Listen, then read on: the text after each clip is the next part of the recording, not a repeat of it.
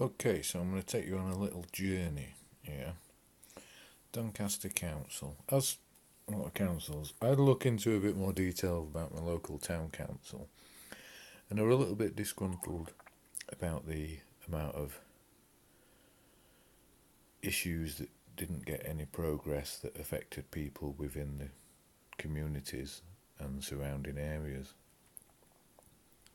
So I had a look into the minutes, their agendas, structure, and I could see that there were a lot of money being piled up, being used for self-sufficient purposes, but not for the people. So anyway, I've just been having a look at Doncaster Council. I thought I'd share this with you after a bit of a 5-10 minute journey. So have a walk with me through the council's website and let's see what you pay your taxes for, because as you'll see if you go onto the mayor's home screen, the priorities are mainly what they set for business, not for the people. And what I'll do is I'll just say a couple of things on that, and then we'll go through this, because every £2 out of every £3 is given to businesses. This is for the people who and organisations who are already set up and can, afford and have the means to set up a business. So they're given £2 out of the £3 that you pay. Also, what you've got in is education and the pressure that's put on our young people. Now, the education of the education board and the education system is run by business people. You've got business people sat on the board who make business decisions based on the business needs, because what they do is they then channel what the business will require from the forecasts in for a few years, and the academic targets and structure, so that the young people in a certain amount of years will then be educated and trained enough to go straight into business. Alright, so this is not about the lives, happiness, well-being. This is about a future business, and this is why I'm so determined to change this particular course, because there's not the focus for the emotional and mental support of people in general, but also the young people that are in education. Many of them are sort of pressured through, achieve the high academic grades, and then taken on to university, and then the businesses sort of cut off the cream of the crop, take the businesses, and everybody else is sort of like swimming around trying to just make the best they can. So you need to be aware of this structure. So let's have a walk through Doncaster councils, because I started off. We've got all these committees, and there's so many. It's such a complicated structure that it is not fit for the purpose that the people would like it to achieve. And you've got all of these different people, many within each communities, committees. So let's just take one of them before it gets too complicated.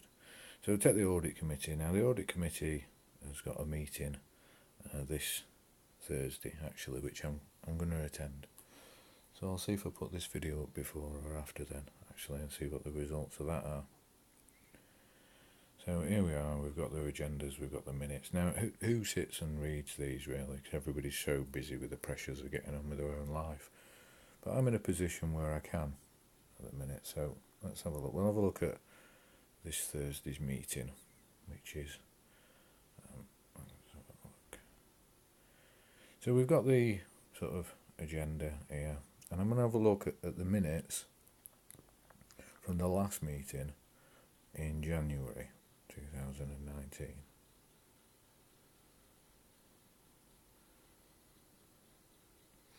Okay, so we've got these meeting minutes. I'm going to have a look through all the attenders, the councillor, all of these people from all the other departments. And I'll go through these in brief, and I'll try and take the the wordage that they use and pull out the actual meaning, right, and the behaviour of the structure and what it actually says to me or you, which is, for the sort of people who it actually should benefit. I'll scroll through and you can press pause at any time if you want to further read of the minutes on each page. So, minutes of the meeting held on 25th of October, resolved, yep, we looked at them, right, and they were correct and signed off. There we go. The Audit Committee Action Log. So, committee considered the Audit Committee Action Log. There's a lot of talk, there's a lot of what I would consider to be waffle and jargon and fluffing up something that could be a really simple sentence, right? And that's, as you look wider, that's what it seems to be. They've taken a simple job and made it quite complicated. So resolved. Let's see what's actually been resolved. The Audit Committee noted that the progress made against the actions agreed the previous meetings. So that basically says, yeah, we've talked about this, and what we said last time is all right. Covert surveillance. So regulation of some powers that they've given themselves, right, in 2000 about investigating. Now, I'll skip through this, but I've already read this. And it pretty much just says that they're worried about the amount of illegal tobacco sales. Now, what that says to me as a person is that, how much tax is on, tobacco, alcohol, fuel? And this is quite a section because they'll be losing money on this. And they put in place, the Audit Committee noted that there'll be one RIPA, directed application authorised. So they've all talked about this. Yep, okay, we're going to do something about this, they say, because it's a priority, because we're losing money. Everybody's going to be trained relevant officers in light of the amendments to the Home Office Codes of Practice, which are what? Right? It says, we're going to do something about it, but it very rarely tells you through these minutes actually what they're going to do. Which, if there's no information to say that they're going to do something, you're left thinking, oh, okay, not really going to do anything there. Trading standards provide a briefing to committee, a future meeting with regards to work undertaken. So they say, yeah, we're going to do something about it. Go away and come back and tell us what you excuse me, what you're going to do. Risk management strategy. This is systems. Now this is to make it simpler for the council to assess risk. Now what's been resolved from all of these, streamlining, outlining a risk appetite, adding a field, which is basically another drop-down box to a menu. Resolved that the chair and members of the audit committee noted the report. So they've had this in and they've just said, yeah, all right. See, because this is the thing. This is supposed to be the people who audit and check everything. But all it is just saying, yeah, okay, we note this. There's lots and lots of waffle. There's lots of people getting paid or paying themselves with your money to not really do anything apart from talk. This is a one. Update report on contracts and commissioning in adults' health and wellbeing. Yeah, we really think this was a big one, really. Have a read through that, if you like. But they considered, this is a lot of, if you look at the descriptions of what all of these committees are supposed to do, it says to consider. So that's what they do, is they get together and they talk a lot. Committee considered a progress report that provided information about adults, commissioning and contracts function, so how it works. Improvements made in the last 6 months period. Regular progress reports had been received in order to assure that improvements within the function were being made. Right, so then they asked people to, have you got any questions, you got any concerns about this? A question was raised in regard to the number of waivers. Right, so what's a waiver? A waiver is when they've just sort of waved something by, passed on something, really. They've just let it through without really looking at it or considering it. So a query raised with regards to the number of waivers highlighted within the report as this appeared to have risen. So the number of things that they've just passed by has gone up. However, members noted that the Adults Commissioning and Contracts team had undertaken a huge workload over the past year. So what they've said is, yeah, what about all of these things that you've just let slip and just let by? And they go, well, we've been really busy. We've had a lot on, right? No, not acceptable. And then it says, with a number of contracts to renew, right? Now, like any insurance company, the money is in the renewals. The money is in the retention and the retaining, right, of the business, because you don't have to do anything so much with a new business, with a renewal, right? It's just a continuation. It's already in place. You renew a contract, you agree, you send them another contract piece of paper, and then it's money in the bank. So what they're focusing on is just the renewals, getting the money in, right? And the amount of new issues and new things that they've let slip and just waved on by, right? Because the money is the focus and the business is the focus, not the people that actually this section, right, of, the adults' health and well-being, that should be the focus. So it was not envisaged that there would be any slippage, and the team were in a positive position to look at the future where they hoped to deliver some in-depth pieces of work. So the summary on this, this report here is that, there's been a lot of stuff slipping, but we've had a lot to deal with.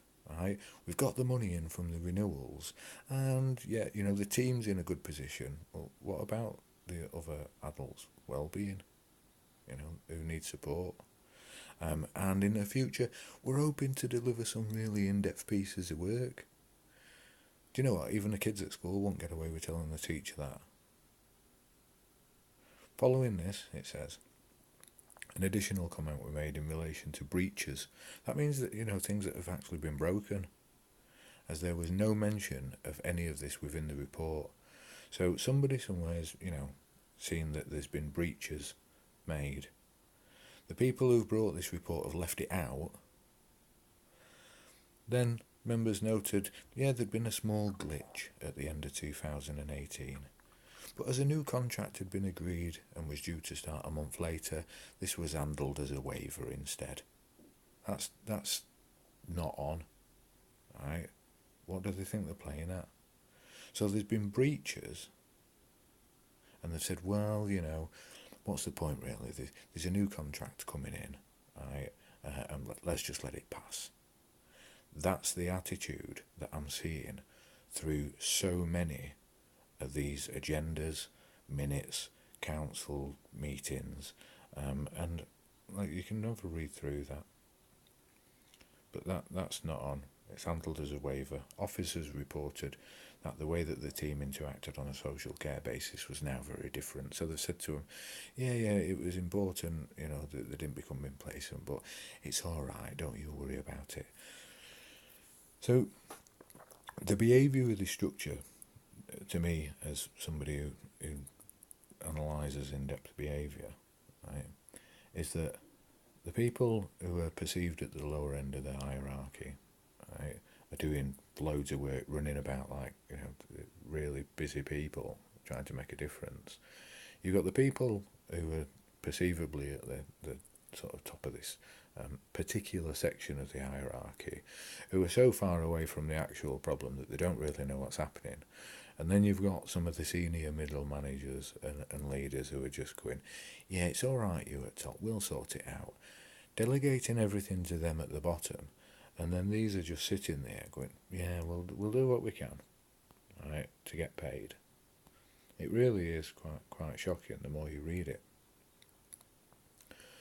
So a brief discussion was held regarding the solar centre, which continued to be a major piece of work, which says to me it's a good business plan. That's what they're looking at. And you can read that. Members also queried the provision of help to those sleeping rough. Okay, so now somebody's had to raise this issue. When we're talking about health and well-being of the adults, somebody's had to query the provision of those sleeping rough, and what are we doing to support them? And homeless over the Christmas period and what had been achieved. Officers reported that a lot of focus had been placed on this issue. That language says to me, yeah, we've looked at this a lot. Numbers of people in this position reduced from 65 down to 16.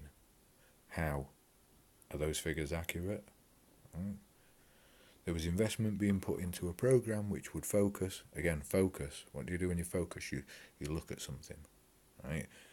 Investment being put into a programme which would focus on helping people get back on track and creating a sustainable scheme, right, to support those in need. It's not as if homelessness and people needing this is a new thing, right? I went and spoke to some people who were living on the street yesterday, right, and it was my birthday yesterday, and we went out with my children, and we got ourselves a little bite to eat, but half of the money that I was going to spend, bought some people on the street some dinner as well, and they were just saying, and I already knew this in part, but they were saying there's so many empty properties in and around Doncaster that are not being utilised, that are being heated, right? That are just not being used, and we could use what we've got a lot better. And why are they being kept empty? Is it just so that they can get businesses in and make some more money, and the people are living on the streets while there's empty properties, just so that the council can keep an opportunity open to make some more money from business? Well, they've already got them lined up for somebody else. So what were actually resolved from all that? The audit committee noted that the information contained within the report. So they noted that yes, there is information in this report. Well done, right? 2, agreed that they no longer need to receive the progress report on a 6-monthly basis, but a progress report be presented on an annual basis. So let me just get this right. What they're saying is there's an increased number of waivers, things that have just been passed by. There's breaches that have not been disclosed. There's progress not been made, right? And in the area, right, of health and well-being for the adults of Doncaster, right, and the councils all over, this is probably a representation of what's going on. They're saying, yeah, we don't need to worry about this every 6 months. Just tell us once a year. What do you think about that? I think that's pretty shocking. So there's an internal audit progress report for October to December 2018, and this section sort of sums it up for me, right, of what they do in the councils. There's a bullet point that's highlighted that the audit plan, revision to the plan, and then the text underneath is complete waffle. Members noted that 4 new jobs had been added, right, in response to emerging risks and concerns, which has resulted in some planned work being removed to accommodate this. So what they've done, and if you look, if you remember the risk, which was to the systems to make it simpler for the council. So they've employed 4 new people to make it simpler for the council, which has actually cancelled some work that should be done. And each of them headings, I'll leave them there for you to read, but it's a bold heading. This is what we're doing. But then what's the text that's underneath when you read it? The behaviour of the language that they used is what I would describe as professional waffle. Members of the committee afforded the opportunity to ask any questions in the report.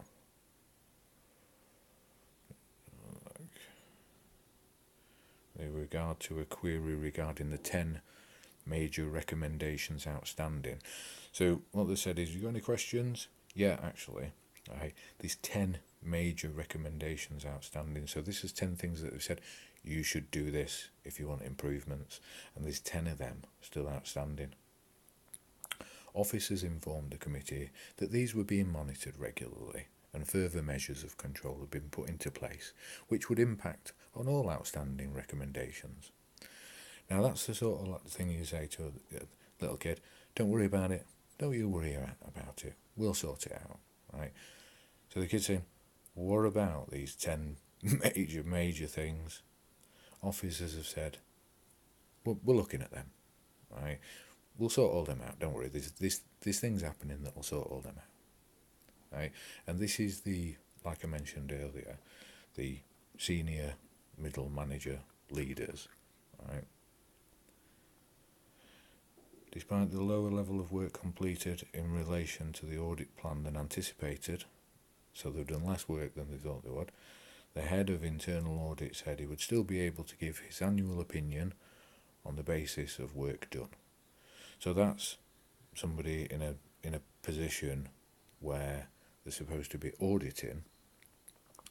There's 10 major recommendations outstanding, and he said that his opinion will be good enough to make an annual report. The improvements made across the council and detained risk assessments undertaken as part of the planning process for next year. So yeah, so why they bother doing then if he thinks that his personal opinion, he or she thinks that the personal opinion is going to be good enough to plan for the next year. Members voiced concern regarding some of the actions that had now been deleted from the plan, such as resilience and emergency plan. Now, I don't know about you, but when somebody says resilience and emergency plan, they're not really things that should be deleted. And queried whether this was something that should remain. However, members were assured, and here we go again with the, don't you worry about it, don't you worry about it, it'll be alright, we've got it sorted.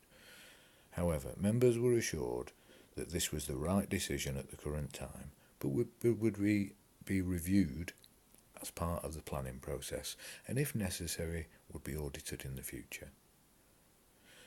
So they said to them, we've made the right decision, don't worry about it. We'll look at it again in the future. Resilience and emergency plan. So what were resolved from that? They noted the changes from the original audit plan. They noted the work completed for that period. They noted progress made by officers in implementing previous audit recommendations. Just a minute. Progress. 10 major recommendations outstanding. So that's wrong.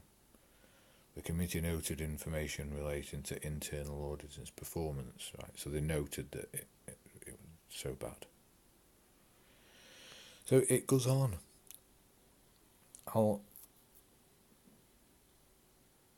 There's more. Have a look through. Right. Now something else that I found out that I didn't really know about. So if we leave that one there, right. And we will go back to these committees, because I thought, what about these councillors? What? So let's have a look at awards, grants, and right, that was the next one that I sort of looked at, and I thought, right, okay, how many other? And what I saw was in this awards, grants, and transport committee appeals. So for people who are appealing against the decisions that had been made, how many of their meetings were cancelled? In fact, since 2015, they've only had 3. Now I thought, why is that? And what are these people doing? So what I then had a look at, because this is what they do, they have to consider and determine appeals. And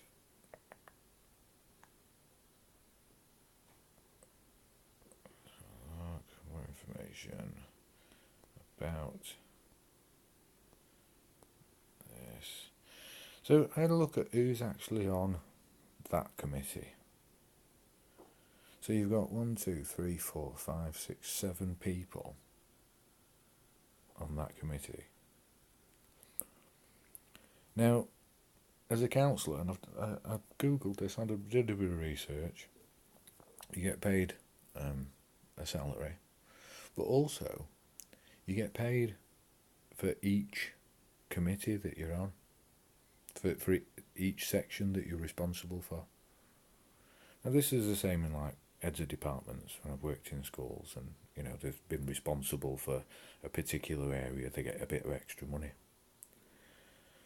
So I thought, okay, well, let's take this one, the chair of this then, who's getting paid for being the chair, and I would imagine that whether you're vice chair, the denominations of money that you get differ. So we'll pick Linda here. So here's Linda, and let's have a look as we scroll through. Right, so there's more information about the counsellor should you want it. There's, she's in the different areas. And actually, look, committee appointments, this sort of really, these are all the different committees that she's part of. And this will, as you go through more, but I clicked on this one because I clicked on it earlier for an example. So she'll be getting a salary. She'll be getting extra money for the Awards and Grants Transport Committee, which have only had 3 meetings since 2015. She's on the reserve for another committee for Chief Officers appointments, Vice Chair on Council, Vice Chair on Licensing Committee, and also on Licensing Subcommittee. So you've got 5 different ones here, and also you've got the appointments to outside bodies. So this is other companies or organisations, businesses, right, that she's got an interest in. Now, whether that appointment, is a responsibility, but that will come with benefits as well.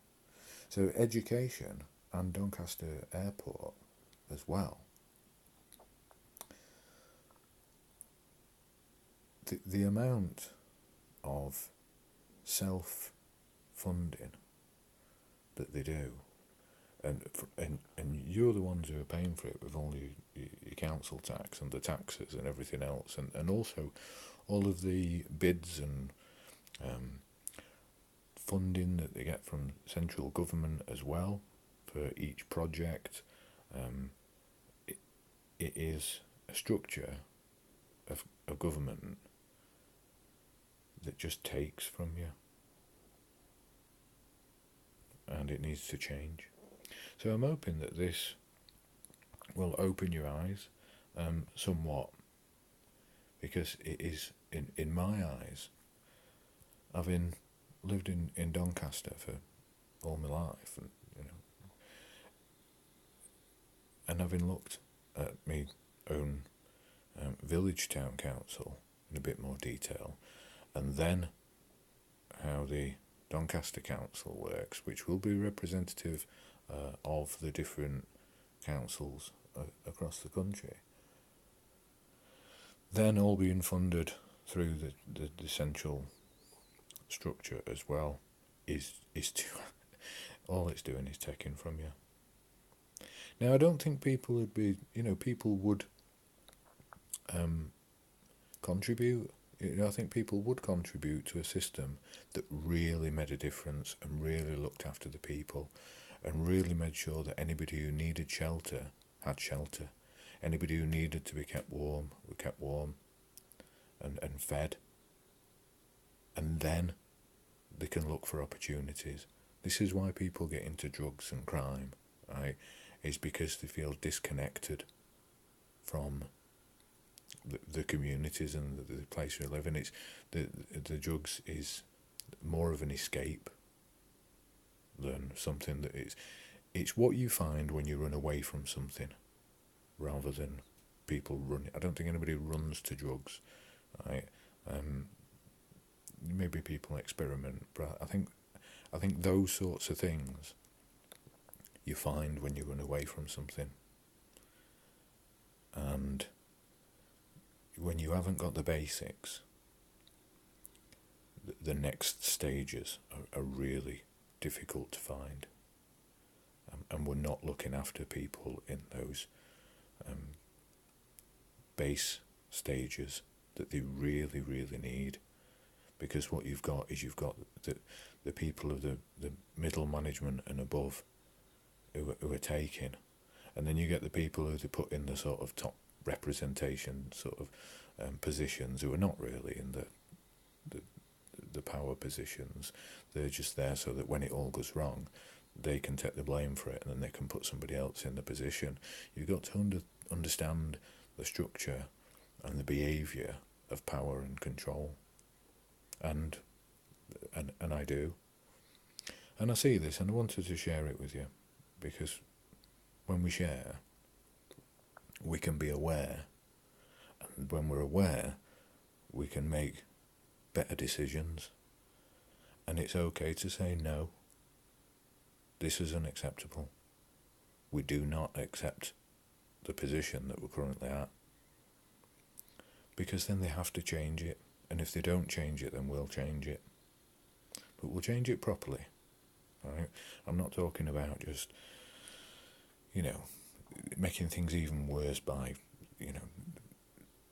such high levels of combative language and aggression. Right? In my experience, adding that has not really improved very much. People have been warring for a long time, and you'd think we'd have learned by now that it doesn't make a lot of things better. But actually just saying no, change it, make it better. We can do that. Hopefully there's not too many people who are just sat in front of the TV, just, distracted too much by the things that you're given to distract you. So I'll leave it there. I hope it's been enough and not too much for you to wake up to the position that we're in. So thanks for listening. Thanks for staying with me on that little journey. And like I say, I may well post this and then give some more feedback on Thursday's meeting, or I may make it an additional one as well. Have a good day, and don't sell your soul cheaply. They say that the greatest trick the devil ever pulled was making people believe that it didn't exist. I think you can sort of change that slightly, and maybe say that the greatest trick the devil ever pulled was making people believe that he wasn't in charge, when actually it was him that was pulling the strings. From the senior middle management position. Have a good day, people, and let's work towards some real change for people who are struggling, right? In the perceived lower end, this social structure, because they really, really need our help. They need your help.